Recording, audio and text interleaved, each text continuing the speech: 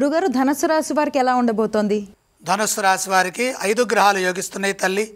6వ రాశిలో రవి బుధులు, సప్తమంలో గురువు, పంచమంలో శుక్రుడు, తృతీయంలో రాహువు.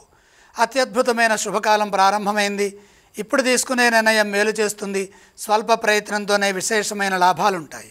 వృత్తి ఉద్యోగ వ్యాపారాల్లో మీకు మంచి గుర్తింపు లభిస్తుంది. మీరు ఏ పని చేసినా అందులో విజయం సాధిస్తారు. స్వల్ప ప్రయత్నంతోనే మంచి లాభాలుంటాయి. ప్రతిభతో ఆలోచించి నిర్ణయాలు తీసుకోవడం ద్వారా కాలం సహకరిస్తుంది. ఉద్యోగంలో గుర్తింపు లభిస్తుంది. ఉన్నత స్థితి గోచరిస్తుంది. పెద్దల నుండి సహాయ సహకారాలు అందుతాయి. అధికార యోగం సూచితం. శత్రువులపై విజయం సాధిస్తారు. మిత్రుల అండ పెరుగుతుంది. దైవబలం సదా ముందుకు నడిపిస్తుంది. భూగృహ వాహనాది యోగాలు మేలు చేస్తాయి. చంచలత్వం లేకుండా ఏకాగ్రతతో పనిచేయాలి.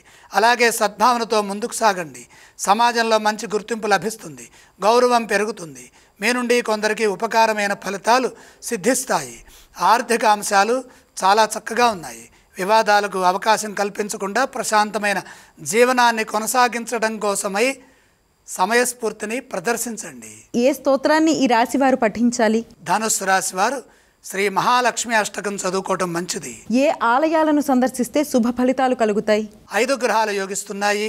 లక్ష్మీ దర్శనం మేలు చేస్తుంది. గురుగారు, ఈ రాశి వారు ఏవేవి దానం చేయాలి? దానాలు అవసరం లేదు.